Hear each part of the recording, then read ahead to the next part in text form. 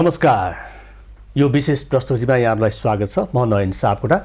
नेपाली कांग्रेसको यतिखेर 14औं महाधिवेशन सन्निकट आइरहँदाखेरि नेपाली कांग्रेसले नयाँ नेतृत्वमा नयाँ अनुहार अथवा पुरानै अनुहार दोहोर्याउँछ, यो यसै भन्न सकिने अवस्था छैन। चुनावी मैदानमा आकांक्षीहरू पदाधिकारीको पदमा धेरै देखिएका छन् र यसले गर्दाखेरि आगामी नेतृत्व कुन समूहको वर्चस्व कायम हुने हो, यो अहिले भन्ने अवस्था पनि छैन।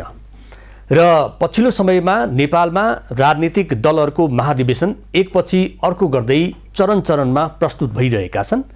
दुईवटा महाधिवेशन हामीले पाखा लगाइसकेका छौँ भने अर्को ठुलो दल त यसै नभनौँ, अब संसदको हिसाब गर्ने हो भने सानै दल हो र पनि नेपाली कांग्रेसले 14औं महाधिवेशन ढिलै गरी आयोजना गरिरहेको छ। काठमाडौँको ब्रिकेटी मण्डप र त्यसको वरपर उसले चुनावको छिनोफानो मार्फत नयाँ नेतृत्व चयन गर्ने उसले योजना बनाएको छ।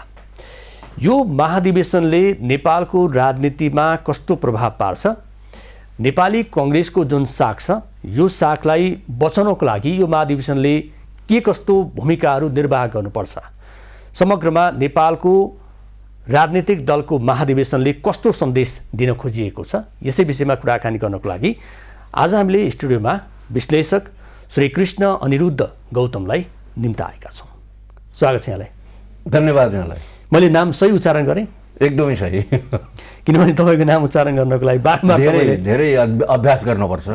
यो बारम्बार चाहिँ यो सुझाउनुहुन्छ, अभ्यास गर्नुपर्छ। कसैले श्रीकृष्ण अनिरुद्ध भनिदिने, कसैले अनुरुद्ध भनिदिने, होइन? मैले राम्रै भने। ठिक भन्नुभयो। अब हामी विषय पनि जाउँ। जस्तो हामीले दुईवटा महाधिवेशन देख्यौँ। एउटा ठुलो दल नेकपा एमाले भएर पनि ऊ प्रतिपक्षमा बसेको छ, उसले आफ्नो महाधिवेशन सकाएको छ। र अर्को एउटा जुन राप्रपा राष्ट्रिय प्रजातन्त्र पार्टीले पनि नयाँ नेतृत्वसहित नयाँ अनुहारसहित उसले पनि आफ्नो महाधिवेशन सकाएको छ। र हामी तेस्रो महाधिवेशन नेपाली कांग्रेसको महाधिवेशनमा सन्दर्भमा तपाईसँग कुराकानी गर्न गएको। सबैभन्दा चर्चित महाधिवेशन चर्चामा आउने तर ढिलो सुरुवात गर्ने, होइन? कस्तो लागेको छ दुईवटा महाधिवेशन तपाईँले हेर्नुभयो? यो तेस्रो महाधिवेशन आइरहँदाखेरि नेपालको राजनीतिक दलको महाधिवेशन कुन रूपमा चाहिँ अगाडि बढिरहेको यहाँले पाउनु भएको छ? अब यसरी यसलाई हेर्नुपर्छ। दुईटा दलका महाधिवेशन भए, अब त्यसलाई त्यति चाखपूर्वक र त्यति गम्भीरतापूर्वक त्यति मानिसहरूले हेरेका थिएनन्। दुईटा दलको त्यसमा एउटा कुरा के छ भने पहिलाकै नेतृत्वको निरन्तरता हुन्छ भन्ने धेरैको अपेक्षा थियो र एमालेको अधिवेशनलाई त धेरैले ओलिभेसन पनि भनेका थिए र कसैले बावेसन पनि भने र अन्ततः परिणाम पनि त्यस्तै भयो। छिटै भयो, छिटै सकियो र प्रक्रियागत हिसाबले पनि ओडादेखि लिएर प्रदेशदेखि लिएर हुँदै आउनुपर्ने जुन म्यान्डेटरी कुरा थियो प्रदेश झन्डै स्किप जस्तो भयो उनीहरूको र राप्रपाको पनि त्यस्तै नै भयो। त राप्रपाले एउटा झट्का चाहिँ कसरी दियो भन्दाखेरि राजेन्द्र लिङ्गदेनलाई नयाँ नेतृत्वको जिम्मेवारी प्रदान गरेकोले गर्दाखेरि त्यसो एउटा परिवर्तनप्रतिको आकांक्षालाई प्रतिनिधित्व गर्यो भन्ने कुराको विश्लेषण मानिसहरूले गरे। यही नै रोकेँ मैले तपाईँलाई। अब हामी कांग्रेसको महाधिवेशन केन्द्रित हुन खोज्दाखेरि अरू महाधिवेशन पनि हामीले विषय उठान गरे भएर हुन त महाधिवेशन केन्द्रित नै छ नेपालको राजनीतिमा, होइन? यहाँले भन्नुभयो नयाँ नेतृत्व राजेन्द्र लिङ्गदेनको जसरी उदय भयो र एउटा वर्चस्व राप्रपा भनेकै कमल थापा भन्ने एउटा ट्याग र त्यो खालको चाहिँ मान्छेको बुझाइ त्यसरी चाहिँ थियो भने पार्टीमा पनि त्यसरी हेर्थे र त्यो नतिजा सार्वजनिक भइरहँदाखेरि हुन त नतिजा सार्वजनिक हुनुभन्दा अगाडि पनि उनले सङ्केत गरेका थिए र नतिजा सार्वजनिक भइसके पछाडि त अहिलेसम्म पनि उहाँले कमल थापाले यो चाहिँ दरबारको षड्यन्त्र हो उहाँले स्वीकार्न सकिरहनु भएको छैन भनेको एउटा पार्टी नेतृत्वलाई परिवर्तन गर्नको लागि बाह्य शक्तिले पनि खेल्दो रहेछ भन्ने उहाँको जुन त्यो एउटा दाबी थियो, यसमा सत्य चाहिँ हामीले यसो छ यस कुरालाई म कहिले पनि इन्कार गर्दिनँ। सबै शक्तिहरू सक्रिय हुन्छन्, सबै शक्तिहरू भनेको कुनै पनि राजनीतिक दल कुनै पनि राजनीतिक घटना परिघटनामा सबै शक्तिहरू सक्रिय भएका हुन्छन्। शक्तिहरू निष्क्रिय भएर त्योभन्दा राम्रो कुरा हो नि, सबै शक्तिहरू चाहिँ सक्रिय हुनु र त्यो सबै शक्तिहरूलाई चिर्दै चिर्दै अगाडि बढ्नु, सबै शक्तिहरूको आकाङ्क्षालाई चिर्दै चिर्दै अगाडि बढ्नु र मूलतः त्यसका पार्टी पङ्क्तिको आकाङ्क्षालाई प्रतिनिधित्व गर्नु। पार्टी पङ्क्तिको आकाङ्क्षा यदि बाह्य शक्तिबाट प्रभावित भएको छ भने कस्तो खालको नेतृत्व रहेछ त त्यो, जसले आफ्नो पार्टी पङ्क्तिमा बाह्य शक्तिको प्रभावलाई निमन्त्रित गरेको रहेछ, आमन्त्रित गरेको रहेछ भन्ने अर्थ लागेको लागेन। यसमा असफलता त फेरि कमल थापाकै देखियो त। यदि दरबारीय शक्तिहरू, यदि दरबारको शक्ति जो चाहिँ उहाँको प्रिय शक्ति हो, उहाँले के अपेक्षा गर्नुभएको रहेछ भने पूर्व दरबारीय शक्ति चाहिँ उहाँको पक्षमा परिचालित हुन्छ भन्ने मान्नुभएको रहेछ। त्यहाँ उहाँ पनि त गलत हुनुहुँदो रहेछ नि त। भनेको त्यो आशा चाहिँ विपरीत भइदियो। विपरीत आशा भएको कारणले गर्दा उहाँ के भयो भन्दाखेरि क्रोधित हुनुभयो। त्यो क्षणिक क्रोधित हो कि यसले चाहिँ दूरगामी क्रोधित पनि हो उसो भए? ध्यायतो विषयान् पुंस संगस्ते उपजायते संगात संजायते काम कामात् क्रोधो अभिजायते भन्छ क्या। जब कुनै विषयको चिन्तन गर्छ मान्छेले र त्यो मेरै हो मेरै हो मेरै हो मेरै हो मेरै हो भन्ने सोच्न थाल्छ र त्यो जब परिणाममा उसको हुँदैन त्यतिखेर क्रोध उत्पन्न हुन्छ। त्यही क्रोध उत्पन्न भएको उहाँलाई। तर उहाँले फेरि पनि भन्नुभएको छ कि यो यात्रा जारी छ, एकपटक हार्ने मान्छे अर्को पटक पनि हार्छ भन्ने छैन भन्ने उद्घोष उहाँले त्यो कता कता सामाजिक सञ्जालमा त्यसरी पोस्ट गर्नुभएको थियो। उहाँमै कति केन्द्रित भएर बसिरहने, उहाँ हि इज द पास्ट, उहाँलाई हामी अतीत मानौँ। त्यो सँगसँगै जोडिएको भएर नेतृत्वको कुराकानीमा यो प्रसङ्ग पनि आइहाल्यो। अब कङ्ग्रेसको महाधिवेशन, एउटा नेपाली कङ्ग्रेस पुरानो पार्टी र उसले पटक पटक शासन सत्ता सञ्चालन गरेको छ र नेतृत्व परिवर्तन हुनुपर्छ भन्ने आवाज पनि अहिले आइरहेको छ। अब यो पुरानो नेतृत्वले हुँदैन, गएको चुनावमा जुन नैतिक जिम्मेवारी लिन नसक्ने नेतृत्वलाई अब हामी स्वीकार्दैनौँ भन्ने छ भने अर्को समूह चाहिँ के भन्छ, नेतृत्वले मात्रै गरेर हुन्छ, जनतामा जान नसक्ने अनि नेतृत्वलाई मात्रै दोष दिएर हुन्छ भन्ने अर्कोको बुझाइ छ होइन। त्रिपक्षीय त्यहाँ समूह छ नि त। यो महाधिवेशनलाई चाहिँ यहाँले कसरी हेर्नुहुन्छ? नेपाली कङ्ग्रेसको महाधिवेशन जसरी भोलिबाट सुरु हुँदैछ, यो 14औं महाधिवेशन जुन छ थुप्रै असफलताहरूका बिचमा, नेपाली काङ्ग्रेसको थुप्रै असफलताहरूका बिचमा भइरहेको छ र यसमा धेरै आकाङ्क्षाहरू पनि प्रस्फुटित भएका छन्। र सँगसँगै एउटा कुरा के छ भने झन्डै झन्डै दोब्बर सदस्य सङ्ख्या थपिएको छ। सदस्य भन्नाले क्रियाशील सदस्यको सङ्ख्या थपिएको 8 लाख 9 लाख त्यसले गर्दा यसमा 4.5 लाखको हाराहारीबाट भनेको दोब्बरै जस्तो सङ्ख्या थपिएको छ। र यो दोब्बर सङ्ख्या किन थपियो, कसरी थपियो भन्दाखेरि यसका पछाडि थुप्रै विश्लेषणहरू छन्।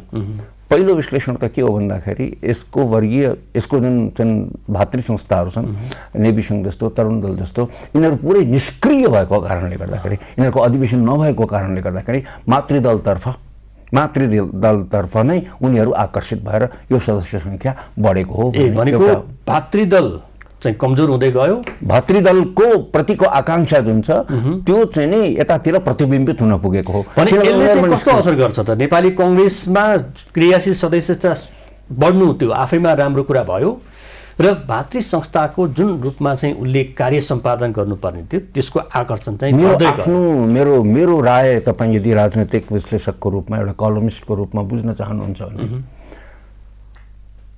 म यस्ता भातृदलहरूको पक्षमा होइन, म त्यस्तो उसमा होइन। यो जे भएको छ राम्रो भएको छ। विशेष गरेर विद्यार्थी राजनीतिमा त केवल पाठ्यक्रम सम्बन्धित, केवल पाठशाला सम्बन्धित, केवल शैक्षिक सम्बन्धी मान्छेहरू केन्द्रित हुनुपर्छ। राजनैतिक एजुकेसन, राजनैतिक शिक्षा दीक्षाको आवश्यकता पर्दछ, तर त्यसको अलग्गै किसिमको संयन्त्र हुनुपर्छ भन्ने मलाई लाग्छ। र नेभिसन निष्क्रिय हुँदाखेरि मलाई अन्यथा लाग्दैन। निष्क्रिय बनाइनु उहाँहरूको लागि के हो त्यो उहाँहरू आफैले जान्ने कुरा हो, तर निष्क्रिय भएकोमा मलाई अन्यथा लाग्दैन। तरुण दल जहाँसम्मको कुरा छ, तरुण दल भनेको युथ कङ्ग्रेसको रूपमा अगाडि बढ्नुपर्ने थियो, जसले पोलिटिकल ट्रेनिङ दिनलाई, राजनीतिक शिक्षा दिनका लागि चाहिँ युथहरूलाई, तरुणहरूलाई आकर्षित गर्नुपर्ने संस्था कस्तो खालको संस्था भएर गयो थाहा छैन। त्यो सबै कुरा आज आएर चाहिँ मातृदलमा आएर ठोक्यो। तरुण दलको निष्क्रियता, नेविसङको निष्क्रियताको कारणले गर्दाखेरि के भयो भन्नुहुन्छ भने यो सदस्य सङ्ख्या वात्तै बढेर गएको हो भन्ने एक खाले विश्लेषण छ र त्यो विश्लेषणसँग म असहमत छैन, म सहमत छु। भनेको यसले चाहिँ यो जरालाई चाहिँ मजबुत बनाउने पर्ने ठाउँमा यसले चाहिँ पातलाई चाहिँ मजबुत बनाउन खोज्या हो कि कङ्ग्रेस त अब झाङ्गिनु पर्ने ठाउँमा अब क्रियाशील सदस्यताको सङ्ख्या झाङ्गिया जस्तो देखियो होइन, तर जरा चाहिँ कमजोर भएको हो भन्न सकिन्छ? ठ्याक्कै भन्न त सकिँदैन, आकाङ्क्षा बढेको, तर त्यसको पछाडिको जुन एउटा लामो समयसम्मको प्रशिक्षण हुन्छ नि, तरुण दल विशेष गरेर तरुण दलबाट आउनुपर्ने जुन प्रशिक्षण हुन्छ नि, त्यो प्रशिक्षण चाहिँ मिसिङ छ क्या। त्यो प्रशिक्षण चाहिँ छैन। प्रशिक्षण नभएको मानिसहरू अत्यन्त धेरै बढ्दाखेरि उनीहरूको पोलिटिकल अभिमुखीकरण, राजनीतिक अभिमुखीकरण चाहिँ कमजोर हुन्छ। तपाईँले जरा भन्नुभयो, तर राजनीतिक अभिमुखीकरण कमजोर हुन्छ। राजनीतिक अभिमुखीकरण कमजोर भयो भने सिद्धान्तनिष्ठहरूको सङ्ख्या घटेर जान्छ, कम हुन्छ। जब सिद्धान्तनिष्ठहरूको सङ्ख्या कम हुन्छ त्यतिखेर परिणामको बारेमा तपाईँ अनुमान गर्न सक्नुहुन्न। अब राजनीतिक तपाईँको योगदान राजनीतिमा गरेको योगदान, समाजमा गरेको योगदान, राष्ट्रिय राजनीतिमा गरेको योगदान अथवा आन्दोलनहरूका प्रति गरेको योगदान चाहिँ नगण्य जस्तो हुन जान्छ। अब यो राजनीतिक संस्कार चाहिँ अहिले सुसज्जित हुन नसकेको, अलिकति विकृत मानसिकताबाट ग्रसिततर्फ उन्मुख भइरहेको, जुन अब एउटा राजनीतिमा त विचार हुन्छ, सिद्धान्त हुन्छ, त्यसलाई प्रशिक्षण लिने, सुन्ने र सुनाउने होइन, यो प्रवृत्ति चाहिँ एकदम ह्रास आएको भन्ने कता कता सुनिन्छ। अब यहाँले भातृ सङ्गठनहरूको नैराश्यता त भनिदिइहाल्नुभयो होइन, त्यो नैराश्यताले गर्दाखेरि प्रशिक्षण दिने र प्रशिक्षण लिने परिपाटी चाहिँ झन्झन कमजोर हुँदै गयो, जसले गर्दाखेरि नीति र अनुशासनलाई चाहिँ आत्मसात नगर्दाखेरि पार्टी चाहिँ भद्रकोल भएको। यस क्रममा म एउटा यो राजनैतिक दलहरू सम्बन्धी एउटा अध्ययनमा लागिरहेँ र यसमा अब काङ्ग्रेसको महाधिवेशन मुख्यमा र एकदमै लामो प्रक्रिया भयो नि काङ्ग्रेसको यो महाधिवेशनको, त्यसले गर्दाखेरि यही अधिवेशनको धेरै चर्चा पनि सुनियो। अरू दलहरूको चर्चाभन्दा यो दलको बढी चर्चा सुनियो, किनभने अत्यन्तै लामो समय लिइदियो, अत्यन्त लामो समय, यसैको चर्चा भइरह्यो। यस क्रममा मैले के थाहा पाएँ भन्नुहुन्छ भने यो अध्ययनको क्रममा म एनलाइटन कसरी भएँ भन्दाखेरि मलाई धेरै लाभ पनि भयो, यसले ज्ञानको हिसाबले धेरै लाभ भयो। के भने नेता र कार्यकर्ता, नेता र सदस्यहरू, क्रियाशील सदस्यहरू, नेता र स्थानीय तहको कार्यकर्ता अथवा सदस्यहरू बीच संवाद शून्यता छ। संवाद शून्यता काङ्ग्रेसमा त अत्यन्तै ठुलो संवाद शून्यताको आवश्यक छ। जति पनि तपाईँले के छ भन्दाखेरि स्थानीय तहमा उसमा प्रादेशिक तहमा तपाईँ जानुभयो भने उनीहरूलाई राष्ट्रिय परिवेशको त्यति चिन्ता हुँदैन, केवल आफ्नो स्थानीय जुन समीकरणहरूको छ त्यहाँ मात्रै केन्द्रित भएको पाएँ मैले, जुन राम्रो लक्षण होइन।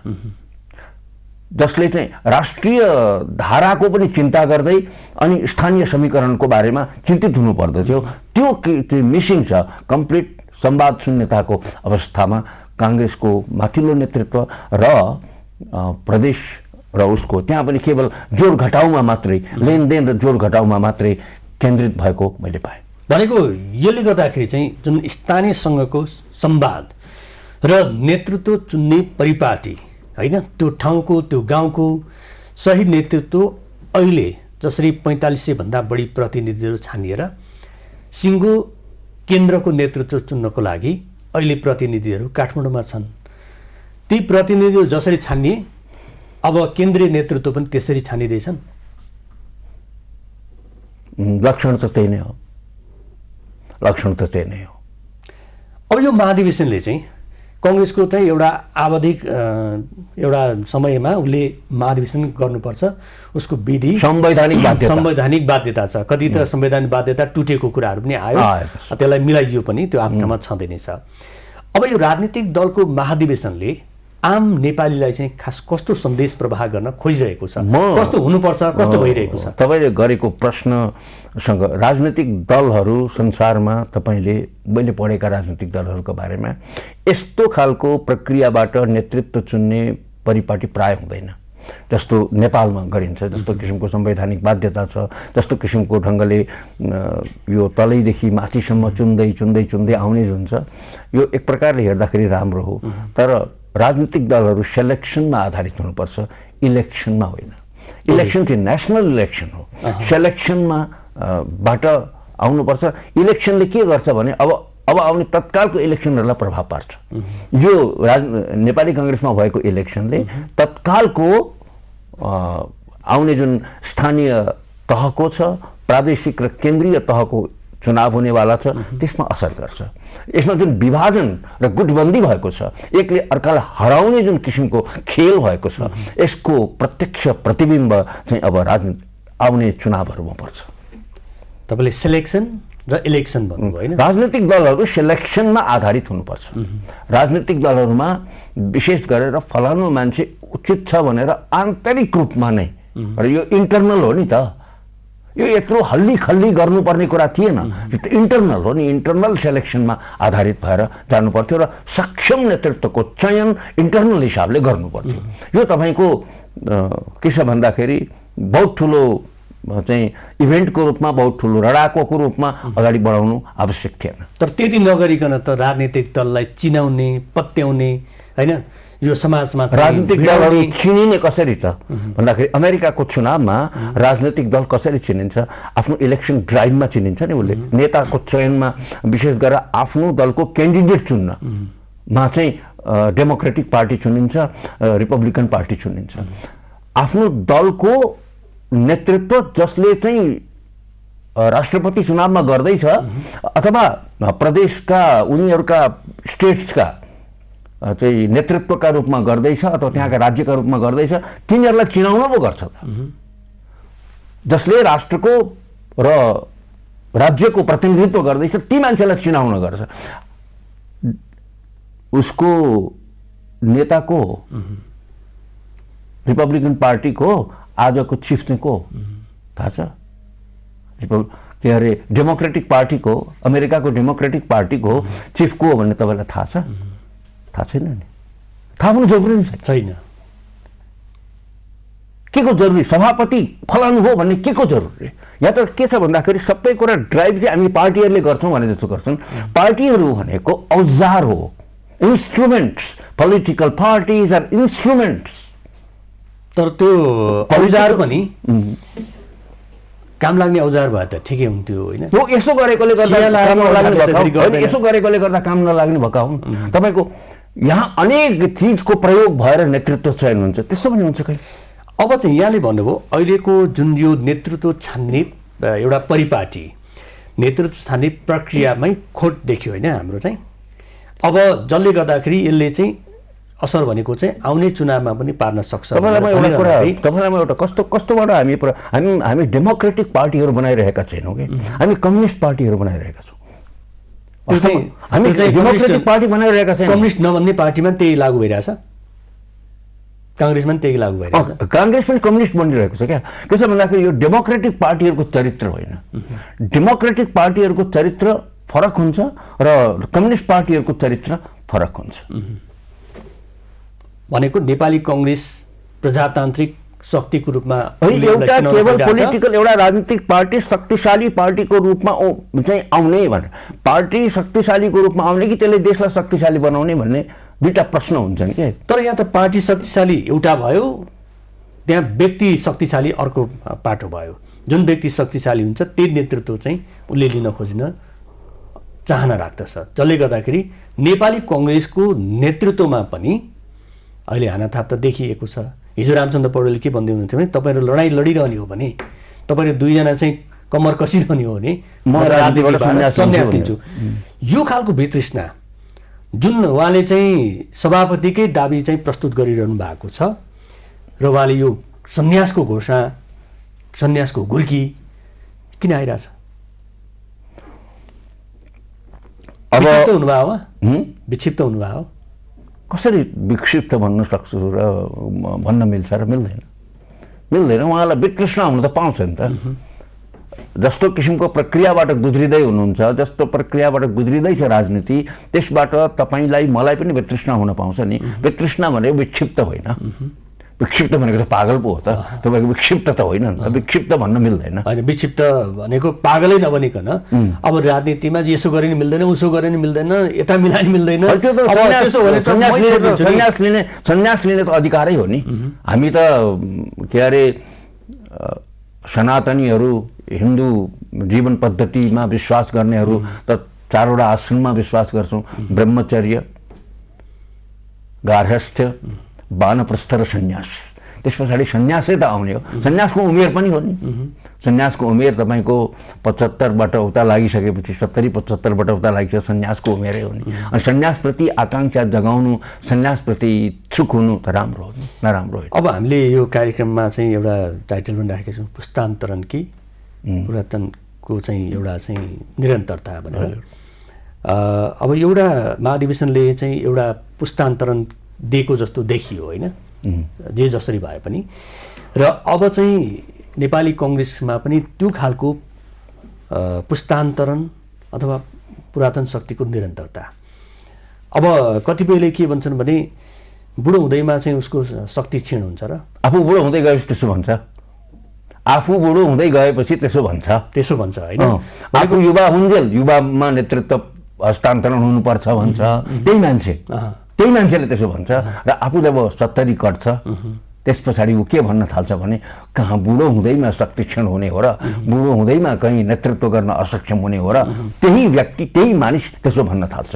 त्यसो भन्नेमा आजका प्रधानमन्त्री पनि पर्नुहुन्छ, पार्टी सभापति पनि पर्नुहुन्छ र सायद रामचन्द्र पौडेल पनि पर्नुहुन्छ, सायद अरू नेताहरू पनि पर्नुहुन्छ कि जो 70 कटिसक्नुभयो, 80 को हाराहारी हुनुहुन्छ, 80 मै टेकी पनि सक्नु भएको होला। उहाँहरूलाई फेरि त्यस्तो लाग्छ,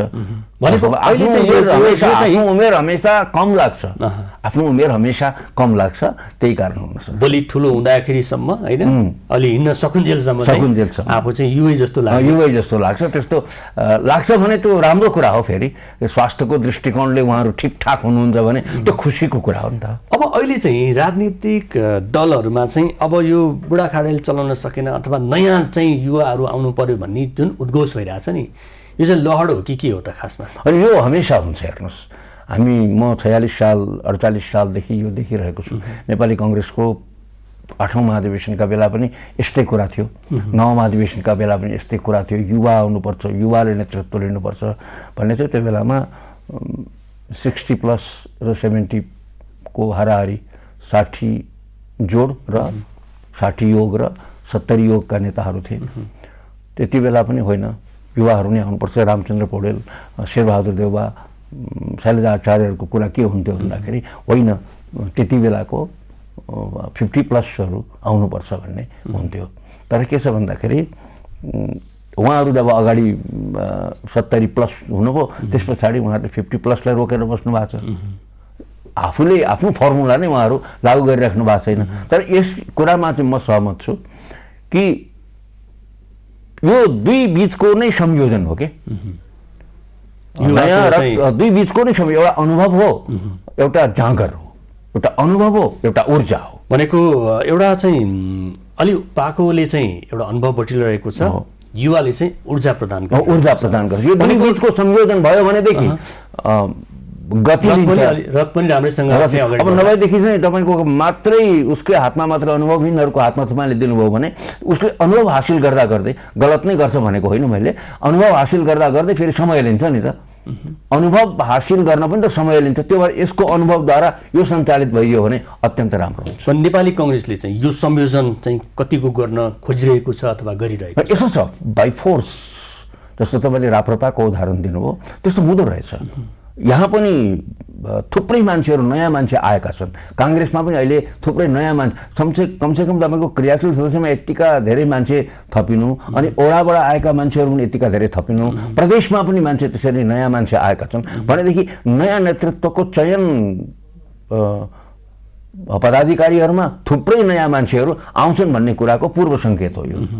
अब खालि पुरानै मान्छे मात्रै दोहोरिन्छन् भन्ने छैन, यसपालि सबैभन्दा बढी पुराना मान्छे घटेका छन् अहिले भनेको आकांक्षी कि होइन, आकांक्षी होइन, मतलब प्रतिनिधित्वकै सवालमा धेरै पुराना मान्छेहरू चाहिँ घटेका छन्। युवा पुस्ताको आगमन, उनीहरूको वर्चस्व चाहिँ बढ्दै गएको छ र यस हिसाबले त राम्रो। मात्र के भनेको भने नयाँ पुस्ता आउँदाखेरि पनि ट्रेन्ड भएर प्रशिक्षित भएर आयो भने राम्रो हुन्छ भनेको हो। म चाहिँ एउटा कुरा भन्छु तपाईँलाई, राजनीतिक दलहरूको के हुन्छ भन्दाखेरि विशेष गरेर अमेरिकामा या बेलायतमा भारतमा पनि के हुन्छ भन्दा जब चुनाव आउँछ त्यतिखेर चाहिँ मेम्बरसिप ड्राइभ भन्छन् के उनीहरू, के भन्छन् भन्दा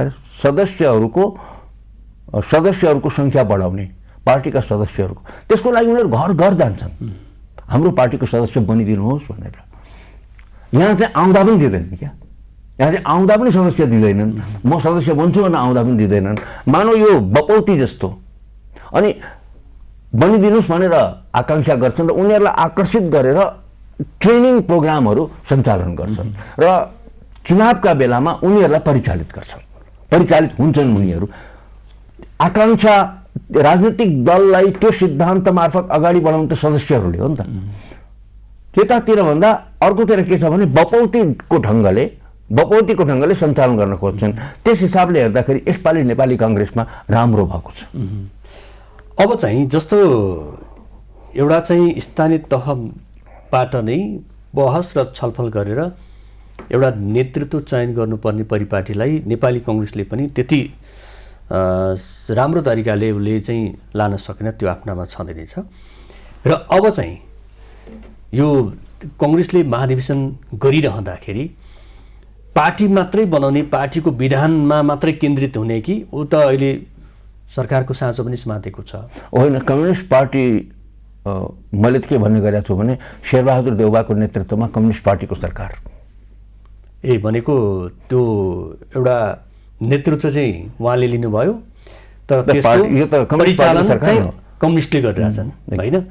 भनेको मतलब मैले जान्न खोजेको चाहिँ जस्तो महाधिवेशन एकातर्फ छ, पार्टीले चाहिँ सरकार चलाइरहेछ होइन, तर राष्ट्रिय मुद्दाहरूलाई पनि उठान चाहिँ त्यति गरिएको पाइँदैन। उहाँहरू अहिलेसम्म पनि पदाधिकारीको उठ्ने, कसलाई बनाउने, कसलाई भाग दिने, के गर्ने भन्ने मात्रै उहाँहरूको चिन्ता। इलेक्सन र सिलेक्सनको कुरा मैले गरिसकेँ अगाडि नै। सिलेक्सनमा हुन्थ्यो भनेदेखि यी विचार प्रधान हुन्थ्यो, विचार प्रधान भएर चाहिँ विषय अगाडि बढ्थ्यो। यो अभियान पनि, महाधिवेशनको अभियान पनि त्यसरी अगाडि बढ्ने थियो। सिलेक्सन के हो र इलेक्सन के हो भन्ने कुराको लागि हामीले छुट्टै कुरा गर्नुपर्छ। इलेक्सन र सिलेक्सनमा कति अन्तर छ भन्ने कुरामा, सिलेक्सनमा पनि मान्छे छानिएर आउने, सिलेक्सन भनेको छानिएर आउने, यो भनेको चुनिएर आउने। चुनिएर आउने चाहिँ कहाँनिर भने राष्ट्रिय राजनीतिमा, जहाँ चाहिँ तपाईँको दलहरूका बिचमा प्रतिस्पर्धा हुन्छ, दलहरू बिचबाट चुनिएर आउने हो, आफ्नो दलभित्र चाहिँ छानिएर आउने हो। भनेको काङ्ग्रेसले चाहिँ अहिले यो पदाधिकारी नै भनौँ, अरूमा त छानिएर आइसकेका छन्, चुनिएर पनि आइसकेका छन्। छानिएर होइन, चुनिएर आएका छन्। अब चाहिँ काङ्ग्रेसले चाहिँ छान्नपट्टि लागिरहेछ कि चुन्नपट्टि लागिरहेछ? अहिले केही पनि गर्न लागिरहेको छैन। यो त के छ भन्दाखेरि चुन्ने कुरामा समीकरणहरू निर्माण गरिरहेछ। जस्तै अहिले चाहिँ यो म चाहिँ त्यो भन्न रुचाउँदिनँ, संस्थापन र पहिला म असन्तुष्ट भन्थेँ, अचेल चाहिँ संस्थापन र इतर भन्न थाले। अहिले त्यो संस्थापन त सबै हुन् क्या, कस्तो खालको शब्दावली प्रयोग गरिरहेछन् थाहा छैन। यो संस्थापन भन्ने शब्दावली चयन गर्ने अथवा त्यसलाई स्थापित गर्ने मध्येको म एउटा हुँ। र संस्थापन र असन्तुष्ट भन्ने थियो कि संस्थापनभित्र असन्तुष्ट हुन्छ क्या, सबै संस्थापन हुन् नि। पार्टी त एउटै हो, होइन पार्टी मात्रै एउटै होइन, पदाधिकारी नै हुन्, सदस्यहरू छन्, पार्टी कार्यसमितिका सदस्य छन्। कार्यसमितिका सदस्यहरू त सबै संस्थापन हुन्छ नि त। रामचन्द्र पौडेल कार्यसमिति सदस्य होइन, अनि कसरी चाहिँ उहाँ इतर हुनुभयो त? बनाइदिने कसले इतर भने? मिडियाको भाषा उहाँसँग चाहिँ तपाईँहरूको भाषा हेर्नुहोस् त, तपाईँहरूको भाषा के हो? इतर भनिदिनुहुन्छ। संस्थापन इतर हो र उहाँको संस्थापनभित्रै हुनुहुन्छ होइन? उहाँ चाहिँ असन्तुष्ट पक्ष भनिदियो भने असन्तुष्ट नहो, संस्थापनभित्रको असन्तुष्ट हो भनेको संस्था इतर होइन। कसरी इतर हुन सक्छ? इतर भनेको त बाहिर गइहाल्यो नि, भनेको त्यो पार्टीसँगै बेग्लै पार्टी भयो, बेग्लै पार्टी भयो, त्यो संस्थापनभन्दा बाहिरको अर्कै ढङ्गको उसमा चलेको भन्ने भयो। त्यो त संस्थापनभित्रै हो नि, भनेको संस्थापनभित्रको असन्तुष्ट, पार्टीभित्रको प्रतिपक्षी एउटा चाहिँ संस्थापन भन्ने बित्तिकै पदाधिकारी सबै पर्यो, कार्यसमितिमा असन्तुष्ट सबै तपाईँले पर्यो। भन्न पाउनुहुन्छ पार्टीभित्र। पहिला त विद्रोही नै भनिदिन्थे। विद्रोही भनेपछि त झन् अर्कै हुन्थ्यो नि, अर्थ लाग्थ्यो नि। धर्म कमसेकम इतरसम्म भन्दैछन्, तर इतर पनि भन्न मिल्दैन के, त्यो गलत कुरा हो, गलत शब्द हो। असन्तुष्ट पक्ष भन्नु, असन्तुष्ट पक्ष, राइट। अब एकदम अहिले सही चाहिँ हो। अहिले चाहिँ के छ, संस्थापन पक्ष र असन्तुष्ट पक्ष हजुर बीचको यो लडाइँ छ नि अहिले पार्टीमा चाहिँ। अब कसले नेतृत्व लिने भन्ने, यसको चाहिँ लेखाजोखा, यसको हिसाब किताब गर्दाखेरि चाहिँ को बलियो को निर्दो भन्ने चाहिँ हामीले छुट्याउन सक्छौँ। त्यसरी छुट्याउनु हुँदैन जस्तो लाग्छ मलाई। त्यसरी किनभने छुट्याउनु शक्ति हुँदैन। सन्तुलन त त्यसै गरी त्यसरी छुट्याउनु मसँग हुँदैन। यति छ, तैँले तपाईँ यदि तपाईँ त्यो विषयमा यदि प्रवेश गर्न चाहनुहुन्छ भने असन्तुष्टमा को परेका छन् भन्दा जो हिजो पौडेलसँग, रामचन्द्र पौडेलसँग जोडिएका मानिसहरू छन्, उनीहरू असन्तुष्ट भनियो, जसको एउटा आफ्नो समूह छ र त्यो बिचबाट एउटा उम्मेदवार तय गर्न उहाँहरू गइरहनु भएको छ। एक्लै हुनुपर्छ, सबै लडियो भने अहिलेको सभापति नै फेरि पुनर्विजित हुने सम्भावना प्रबल छ, मत विभाजित हुँदा भन्ने छ एकातिर भने। अब अर्कोतिर हिजोको तपाईँको शेरबहादुर देउबा पक्ष नै भनेको माने विमलेन्द्र निधि पनि हुनुहुन्छ, अनि विमलेन्द्र निधि पनि सभापतिका आकाङ्क्षी हुनुहुन्छ। त यो क्यालकुलेसन चाहिँ भइरहेको होला नि त, यो क्यालकुलेसन भइरहेको। अब किन भन्दाखेरि जब चाहिँ तपाईँ त्यसैबाट चल्नुभयो, इलेक्सनकै आधारबाट चल्नुभयो भने अन्तमा आएर त सिलेक्सन हुँदैन नि। अनि इलेक्सनकै जोड घटाउ अहिले चलिरहेको छ। यहाँ कुनै वैचारिक ढङ्गले स्पष्टता यो त्यो खोज्ने भन्दा पनि इलेक्सनको आधारमा भइरहेको छ। अहिले चाहिँ वर्तमान नेपाली कङ्ग्रेसको नेतृत्वले जुन गरिरहेको भूमिका छ, नेतृत्वमा हुनुपर्ने गुण चाहिँ कमजोर हुँदै गयो, जसको कारणले गर्दाखेरि गएको चुनावमा चाहिँ पार्टी खुम्चिनु पर्यो, एक विशाल पार्टी खुम्चिनु पर्यो। त्यो चाहिँ नैतिकता पनि नदेखाउने, त्यसलाई आत्मालोचना पनि नगर्ने, त्यो परिपाटीले नेपाली कङ्ग्रेस अब कसरी जीवित रहन सक्छ। हिजो अस्ति मात्रै गगन थापा के भन्दै हुनुहुन्थ्यो भने अब पनि काङ्ग्रेस सुध्रिएन भने काङ्ग्रेस सकिन्छ भन्नुभयो। यो चाहिँ अब अभिव्यक्ति मात्रै हो कि खास के हो त? होइन, त्यो के छ भन्नुहुन्छ, यस्तो हुन्छ, यस्तो मामलामा काङ्ग्रेस सुध्रिनु भनेको चाहिँ के हो सुध्रिनु, पहिला त्यो सूत्र उहाँले दिनु पर्यो। अनि यो हो यसरी चाहिँ सुध्रिन्छ भन्ने सूत्र दिनु पर्यो। अब यो पाराले त सुध्रिने देखिएन, यो पाराले त सुध्रिने देखिएन। प्रोसेसमा उहाँ आफै हुनुहुन्छ, त्यहाँबाट त सुध्रिने देखिएन। मैले भने तपाईँले यसरी त सुध्रिँदैन भनेर। अब यतिखेर पनि यदि विवेकशील त्यहाँ छन् कार्यकर्ता, भोलि भोट हाल्ने मान्छेहरूमा प्रचुर विवेकै छैन त भन्न मिलेन, चुनिएर आएको मान्छेलाई विवेकै छैन भन्नु मिलेन। तर उहाँले सही ठहर गर्न सक्नुभयो भने मलाई के लाग्छ भने उहाँहरूले जस्तै रामचन्द्रजी झन्डै रेसबाट बाहिर छु भनिसक्नुभयो उहाँले, नभए तपाईँहरू मिल्नु भएन भने म चाहिँ सन्यास लिन्छु कि चाहिँ उहाँको अन्तराशय चाहिँ के हो भने तपाईँहरू नमिल्नु भयो भने म आएर मिल्नुहोस्, मलाई चाहिँ प्रोजेक्सन दिनुहोस् भन्ने अर्थ पनि लाग्छ। तपाईँहरू नमिल्नुहोस्, मलाई चाहिँ सपोर्ट गर्नु होइन, सहयोग गर्नु, मलाई सपोर्ट गर्नु, मिल्नुहुन्न भने राम्रो अर्थमै लिउँ न, किन नराम्रो शब्द प्रयोग गर्नु। तपाईँहरू मिल्न सक्नुहुन्छ भने मिल्न सक्नुहोस्, मलाई जतिसुकै अमिलो लागोस्, मलाई जतिसुकै तितो लागोस्, जेसुकै होस् त्यो म सहन्छु। तर तपाईँहरू नमिल्दा चाहिँ मलाई समर्थन गर्नुहोस्, ममा आएर केन्द्रित हुनुहोस् भन्ने उहाँको भनाइ। त्यसलाई म बिल्कुल गलत भनाइ भन्दिनँ, सही भनाइ हो। उहाँ छोड्न तयार हुनुहुन्छ, मिल्नु पऱ्यो नि त उहाँहरू। एक होइन, अर्को एउटा कुरा के हो भने अब तपाईँले नेतृत्व हस्तान्तरण गर्दा काङ्ग्रेसलाई साँच्चै नै उहाँहरूले उठाउने हो भने यही पद्धति अन्तर्गत पनि, यही प्रक्रिया अन्तर्गत पनि केही न केही झिनो आशा उहाँहरूले देखाउने हो भने मलाई के लाग्छ भने उहाँहरूले नेतृत्व चयन गर्दा कि तराईबाट गर्नुपर्छ कि काठमाडौँबाट गर्नुपर्छ नेतृत्व। अब आउने कङ्ग्रेसको नेतृत्व कि तराईबाट चयन गर्नुपर्छ कि काठमाडौँबाट चयन। तपाईँले दुईवटा चाहिँ भूगोललाई चाहिँ यहाँले उठान गर्नुको उद्देश्य, एउटा त तराईको जनसङ्ख्या 50 भन्दा बढी भने दाबी गरिएको छ, त्यो अब जनगणनाले पनि बताउला, अब भर्खरै सकिएको छ, त्यो अघिल्लो जनगणना त्यस्तो देखिएको छ। अब काठमाडौँ एउटा राजधानी र त्यसमा पनि काठमाडौँले नेतृत्व नपाएको काठमाडौँ भनेको मतलब यो बागमती प्रदेश भनेको कि मैले यसपालि बागमती प्रदेश या त प्रदेश 2 यो दुईबाट नेतृत्व आउनुपर्छ, काङ्ग्रेसको नेतृत्व आउनुपर्छ। यसको कारण छ भनेको विमलेन्द्र निधिलाई तपाईँले जोडिरहनु भएको छ। किन जोड्दिनु त? जोड्छु। विमलेन्द्र तपाईँले निधिलाई जोड्छु, प्रकाशमान सिंहलाई जोडिरहनु भएको छ। विमलेन्द्र निधिलाई जोड्छु, प्रकाशमान सिंहलाई जोड्छु नै। किन जोड्छु भनेदेखि यी सबैभन्दा बढी सङ्ख्या भएका,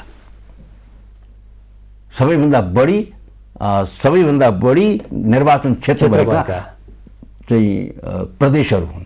त्यसमा मेरो तर्क छ, जसको कारणले गर्दाखेरि राष्ट्रिय राजनीतिमा नेपाली काङ्ग्रेसको भार बढी हुन्छ।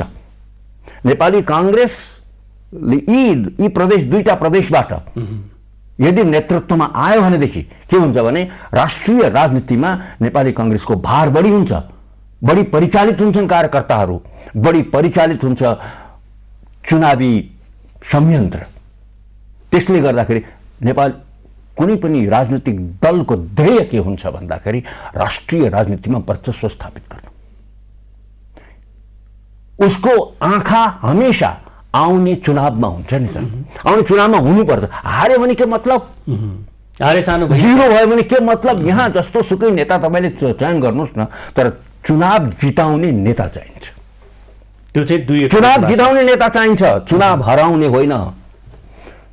मैले चुनाव जितेँ, तिमीहरूले चुनाव जितेनौ, व्यक्तिगत जिम्मेवारी हो भन्न मिल्ने नेता चाहिँदैन। भनेको यो तपाईँले दुईवटा भूगोललाई चाहिँ उठान गरिरहँदाखेरि नेपाली काङ्ग्रेसले यो अर्जुन दृष्टि लगाउँदैछ कि उसले भोलि म के गर्दैछु उसलाई थाहा छैन, किन भन्दा ऊ त महाधिवेशनमा छ। म उसलाई एनलाइटेन गरिरहेको छु, म उसलाई भनिरहेको छु कि यसलाई उपेक्षा गर्यो भने यसको परिणाम नराम्रो हुन्छ। अब यसको परिणाम हेर्नुहोस्, तपाईँले तराईलाई उपेक्षा गर्दाखेरि संविधानमाथि असर पर्यो। आज तपाईँले तराईलाई उपेक्षा गर्न मिल्छ? प्रदेश 2 लाई उपेक्षा गर्न मिल्छ? तपाईँले काङ्ग्रेस के अरे उसलाई चाहिँ बागमती प्रदेशलाई उपेक्षा गर्न मिल्छ? जसको सारा हाम्रो लाइफलाइन जोडिएको छ बागमती प्रदेशसँग। आज प्रदेश 2 र बागमती प्रदेशसँग त लाइफलाइन जोडिएको छ नि यो देशको। लाइफलाइन जोडिएको उसलाई तपाईँ उपेक्षा गरेर हेरना गरेर अगाडि बढ्न मिल्छ? अर्को डाइमेन्सन दिएँ तपाईँलाई, अर्को डाइमेन्सन दिए। यदि उनीहरू यो देशको र काङ्ग्रेसको भलो चाहन्छन् भने उनीहरूले अब नेतृत्व चयन गर्दाखेरि सकेसम्म हाम्रो समुदायबाट नगरे हुन्छ। सकेसम्म हाम्रो समुदायबाट, जुन समुदायमा म पर्छु, जुन समुदायमा तपाईँ पर्नुहुन्छ, सकेसम्म हामीले नगरे हुन्छ। अब के छ भने फरक समुदायलाई हामीले नेतृत्व दिनुपर्छ। तपाईँले यो भनिरहँदाखेरि चाहिँ यसले चाहिँ एउटा राष्ट्रिय राजनीतिमा दूरगामी असर पार्न सक्छ। त्यसकारण यी दुईवटा भूगोललाई चाहिँ तपाईँले भूगोल पनि र के छ भन्दाखेरि आकाङ्क्षा पनि, र कहिलेसम्म यही समुदाय, एउटै समुदायले नेतृत्व लिइरहने, कहिलेसम्म? भनेको असक्षम र सक्षममा चाहिँ त्यो भूगोल अथवा त्यो व्यक्तिमा त त्यसले किन खोट सहनु पर्यो र? सक्षम र असक्षम भनेको तपाईँ अहिले जो सभापति हुनुहुन्छ उहाँले के चुनाव जिताउन सक्नुभएको हो? त्यो त कदापि होइन। चुनाव जिताउन सक्नु भएको होइन भने एउटा राजनीतिक दलको परीक्षा भनेको चुनावमै हुन्छ। एउटा राजनीतिक दलको परीक्षा भनेको चुनावमै हुन्छ। 1, 2, 3 चुनावमै हुन्छ। चुनाव जिताउन सक्ने नेतृत्व सक्षम नेतृत्व, चुनाव हराउने नेतृत्व असक्षम नेतृत्व। अब तपाईँले जुन यो विश्लेषण गरिरहँदाखेरि, अब स्वतन्त्र विचारकको रूपमा तपाईँलाई प्रस्तुत गरिरहँदाखेरि कतिपय अवस्थामा चाहिँ विश्लेषकहरू पनि यो पक्षबाट चाहिँ बोलिरहेको हुन्छ। कुन पक्ष देखिए त? होइन, तपाईँलाई मैले कुनै पनि पक्ष भनेको छैन, तैपनि तपाईँलाई हेर्ने दृष्टिकोण त अब धेरैले हेरिरहँदाखेरि त यो खालको चाहिँ सुझाव दिने, यसले पनि केही चाहिँ कसैबाट केही पाइरहेको छ कि, अथवा यस्तो सुझाव चाहिँ किन दिन खोजिरहेको छ भन्ने त्यो एउटा प्रश्न त तपाईँलाई उठान गर्न सक्छ नि, होइन? उठ्न पाउँछ प्रश्न, तर के छ भन्दाखेरि यो परम्पराभन्दा भिन्न किसिमको कुरा म गरिरहेको छु। त्यो कारणले गर्दाखेरि त्यस्तो प्रश्न त उठ्न सक्छ। तपाईँले यसरी हेर्नु त, सबैभन्दा बढी सिट, सबैभन्दा बढी स्थान कुन कुन प्रदेशले दिन्छन्? बागमतीले दिन्छ अनि प्रदेश 2 ले दिन्छ। त्यो तपाईँलाई चाहिन्छ कि चाहिँदैन? यदि तपाईँले त्यहाँको नेतृत्वलाई उपेक्षा गर्नुभयो भने त्यसको चुनावमा प्रभाव के पर्छ? भोलिको चुनावमा तपाईँले त चुनाव हेर्नुहोस्, सेलेक्सनबाट आधारित भएको हुन्थ्यो भने अलिक फरक हुन्थ्यो, तर इलेक्सनमा आधारित भइसकेपछि त एउटा ठुलो समूह निष्क्रिय हुन सक्छ नि त।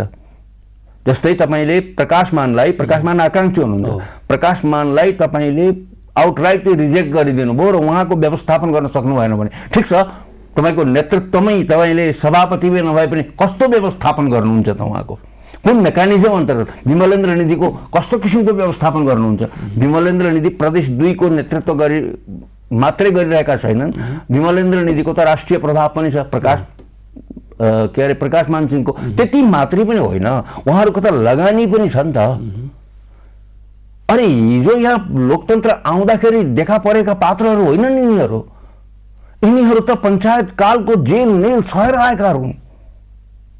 मैले एकजना मान्छेमा त केन्द्रित गरिरहेको छु, मलाई कसरी तपाईँले जोड्न सक्नुहुन्छ? होइन, तपाईँले चाहिँ अब मैले समुदायभन्दा बाहिर गइरहेको छु, तपाईँ समुदायभन्दा बाहिर पनि गइरहनु भएको छ र तपाईँको तर्कले पनि त्यो प्रस्तुत गरिरहेको छ कि यो नेतृत्वमा परिवर्तन किन आवश्यक छ र भूगोललाई हामीले किन छनौट गर्नुपर्छ भन्ने तर्क तपाईँले भनिरहनु छ। निर्वाचन क्षेत्र जहाँ छ अब यसले प्रभाव पार्ने भन्दा अब आगामी निर्वाचनमै प्रभाव देखाउने हो भनेर यहाँले यदि तपाईँ बागमतीमा धेरै हार्नुभयो र यदि तपाईँ प्रदेश 2 मा धेरै हार्नुभयो, हिजोको चुनावको अवस्थामा के भयो, एकजना सभापति डडेलधुरामा जित्नुभयो अनि एकैचोटि रसुवा जित्यो। अब नेपाली कांग्रेस पहाड खाली, पूरा पहाड खाली, काठमाडौँलाई छोड्ने हो भने सारा पहाड खाली छ। सारा तपाईले कन्ट्रिब्युसन तराईले गरेको छ। अनि तपाईले तराईको नेतृत्वलाई यदि तपाईले उपेक्षा गरेर जानुभयो भने के हुन्छ असर? काठमाडौँले गरेको छ, काठमाडौँको नेतृत्वलाई पनि तपाईले गर्नुभयो भने, अपरिचालित गर्नुभयो भने भोलिको परिणाम के हुन्छ र पुरानै नेतृत्व दोहोरियो भने परिणाम के हुन्छ तपाईँ अनुमान गर्न सक्नुहुन्छ। विश्लेषकको काम त यो हो नि त। हामी त कसरी हेर्छौँ भन्दाखेरि व्यक्तिहरूमा नहेरेर सम्पूर्ण परिदृश्यलाई हेर्दाखेरि तपाईले बुझ्नु पनि अब त थाहा पाउनु पनि अब के छ, काठमाडौँमा जितेको छ अनि अर्को तराईमा जितेको छ, पहाडमा जितेको भनेको रसुवामा जितेको छ अनि डडेलधुरामा जितेको छ पार्टीले। अनि आउने चुनावमा यदि तपाईले काठमाडौँको मनोबल गिराउनु हो र तराईको मनोबल गिराउनु हो भने परिणाम के हुन्छ? अब चाहिँ एउटा पार्टीमा समूहबीच संस्थापन पक्ष र हामी असन्तुष्ट पक्ष भनिरहेका छौँ र त्यो असन्तुष्ट पक्षले संस्थापन पक्षलाई सहयोग गर्नुपर्ने दायित्व हुन्छ कि हुँदैन? नेतृत्वले चाहिँ त्यो पार्टी बनाउने, नेतृत्व नलिँदाखेरि चाहिँ पार्टी भत्काउने, त्यसो गर्न पाइन्छ? पाइँदैन। तर यहाँ कुरा त्यही आयो नि, होइन र? पोलिटिकल पार्टी नेतृत्व दिँदाखेरि, भौगोलिक क्षेत्रको नेतृत्व आउँदाखेरि त्यसले चाहिँ पार्टी पनि बलियो बनाउने, चुनावमा पनि त्यो अङ्कगणितमा चाहिँ माथि जाने, तर त्यही नेतृत्वलाई चाहिँ पाखा लगाउँदा अथवा उपेक्षा गर्दाखेरि त्यहाँ चाहिँ घाटा हुने। त्यो घाटा त एउटा पार्टीलाई, सिङ्गै पार्टीलाई हो नि, संस्थापनलाई मात्र होइन। त्यो घाटा हुन्छ। तपाईँले जसरी यसरी यहाँ सभापति बन्नु भएको छ त्यसको प्रतिक्रिया फेरि अलिकति टाढा हुन्थ्यो भने अलि फरक हुन्थ्यो।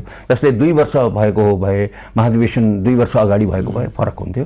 तर यो ताजा हुँदैछ क्या। अब यो घाउ जुन छ नि, यहाँ घाउ लाग्नेवाला छ। थुप्रै ठाउँमा ओडादेखि घाउ लागेको छ। म त देशभरि घुमेको छु, मलाई थाहा छ के छ भन्दाखेरि ओडादेखि घाउ लागेको छ। म ताप्लेजुङदेखि लिएर कमसेकम कर्णालीसम्म घुमेको छु। प्रदेश 1 मा त ठुलै घाउ लाग्यो भन्ने कुरा आयो होइन? अब यो घाउ जुन छ, यो घाउ स्थानीय तहदेखि लिएर केन्द्रीय तहसम्म यो घाउको प्रभाव पर्नेवाला छ। तपाईँलाई मैले फेरि पनि सम्झाएँ, प्रदेश 1 मा गुरुराज घिमिरेले जुन खालको राजनीतिक हिंसा मसँग दोहोरो भयो, दोस्रो पटक मैले राजनीतिक हिंसा बेहोर्नु पर्यो भन्ने उहाँको जुन त्यो अभिव्यक्ति र पार्टीले गरेको व्यवहार पनि त्यही नै देखियो होइन? यस्तै व्यवहार चाहिँ अब महाधिवेशनमा यो केन्द्रमा पनि त्यसो हुन सक्ने सम्भावना चाहिँ कति देखिरहनु भएको छ तपाईँले? थुप्रै हुन्छ। जुन पद्धति, जुन प्रक्रिया, जुन ढङ्गले चयन भएर आएको छ, जसरी आएको छ तलदेखि, राम्रो पनि भएको छ, नराम्रो पनि भएको छ। म तपाईँलाई नराम्रो मात्रै भएको भनिरहेको छैन, राम्रो पनि भएको छ। तर राम्रोभन्दा बढी नराम्रोको चाहिँ असर हुन्छ नि त, नराम्रोको असर हुन्छ। त्यो कुरा, थुप्रै कुराहरू चाहिँ यहाँ हुनेवाला छ। म तपाईँलाई के भन्दैछु भने political parties are about accommodation है। अकोमोडेसन चाहिँ हुनुपर्छ पोलिटिकल पार्टीमा। यहाँ इन्क्लुजन के भन्छन्, होइन, अकोमोडेसन हुनुपर्छ। सबैलाई अकोमोडेट गरेर सहनिवासको आधारमा मिलिजुली अगाडि बढ्ने चरित्र हुनुपर्छ।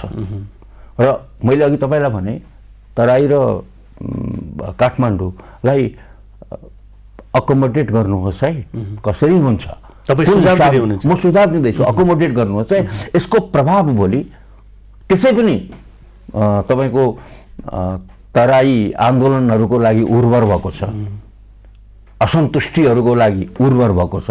यसको प्रतिक्रिया भोलि आउने चुनावहरूमा नपरोस्।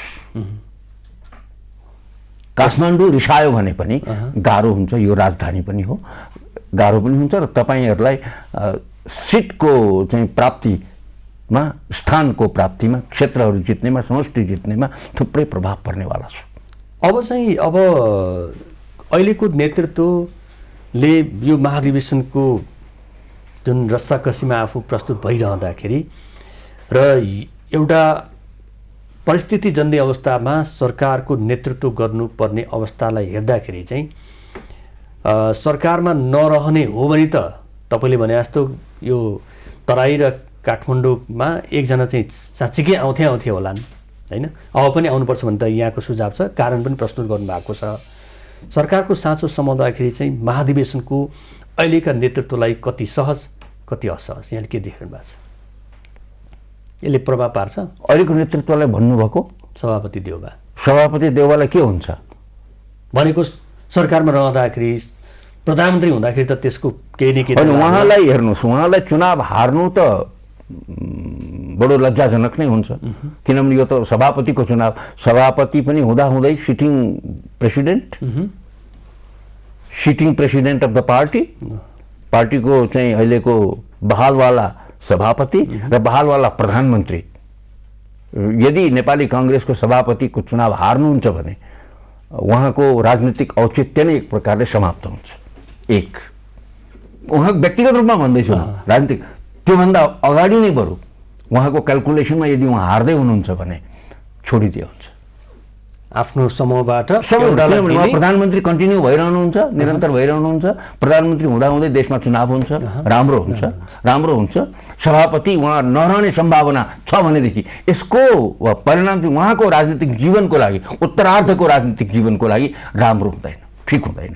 म उहाँको शुभचिन्तक, पराजय पछिको राजनीति म उहाँको शुभचिन्तक हो। रामचन्द्रजी जे गर्दै हुनुहुन्छ आफ्ना साथीभाइहरूलाई मिलाएर यदि चाहिँ जिताउँदै हुनुहुन्छ, गर्दै हुनुहुन्छ त्यो बडो राम्रो।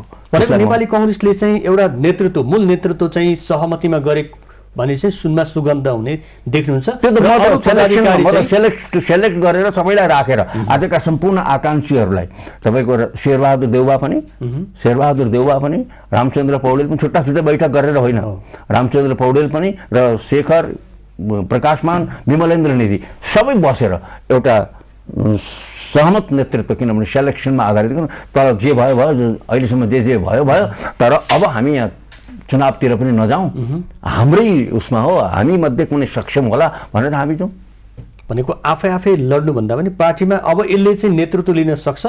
यसका आधार होला नि तपाईँको अध्ययन त भएको होला नि त, अध्ययन भएको होला, म सक्दिनँ भन्ने पनि भएको होला नि त। शेरबहादुर देउवालाई म सक्दिनँ भन्ने पनि त भएको होला, रामचन्द्रजीलाई भयो जस्तै उहाँलाई पनि त भएको होला भनेको उहाँले अब त्यहाँबाट बाँकी रहे, त्यहाँबाट हुने सम्भावना देख्नुहुन्छ? म त हरेक कुनै राजनीतिमा कुनै पनि सम्भावनालाई निषेध गर्न मिल्दैन, राजनीतिमा के जीवनमै कुनै पनि सम्भावनालाई निषेध गर्न मिल्दैन, गर्नु पनि हुँदैन। र यो सम्भावना अझ पनि बाँकी छ, अथवा सम्भावना छैन भने सम्भावना देखाउने काम हो नि मेरो त। तपाईँले मलाई किन बोलाउनु भएको? सम्भावना छैन भने सम्भावना देखाउन पनि यो उसको महाधिवेशनको मुखैमा मेरो व्यक्तिगत भाव अनुराग केही पनि छैन, सबैप्रति मेरो स्नेह छ। भनेको यो मैले तपाईँलाई एउटा वस्तुस्थिति, एउटा चित्र काठमाडौँ र उसको देखाएँ। तपाईँ चुनाव नै गर्नुहुन्छ भने अकोमोडेट गरेर जानुहोस् है, नभएदेखि अप्ठ्यारो हुनसक्छ। एक भनिसकेँ मैले, भोलिको चुनावमा तपाईँहरूलाई अप्ठ्यारो पर्छ। मलाई पनि एउटा लोकतान्त्रिक दलले चुनाव जित्दाखेरि बढी कम्फर्टेबल, बढी सहज हुन्छ। अप्ठ्यारो भन्दा सप्ठ्यारोतर्फ लाग्न काङ्ग्रेसलाई यहाँले सुझाव दिनुहुन्छ। हामीसँग समय सकिएको छ, यहाँको महत्त्वपूर्ण विचार र यो समयको लागि धेरै धन्यवाद। धन्यवाद यहाँलाई पनि। दर्शक उहाँ हुनुहुन्थ्यो विश्लेषक श्री कृष्ण अनिरुद्ध गौतम। उहाँसँग गरिएको कुराकानीको क्रम सँगसँगै आजको समय सकिएको छ। खबरभित्रको खबरको लागि हेर्दै रहनुहोला एबी न्युज खबर। नमस्कार।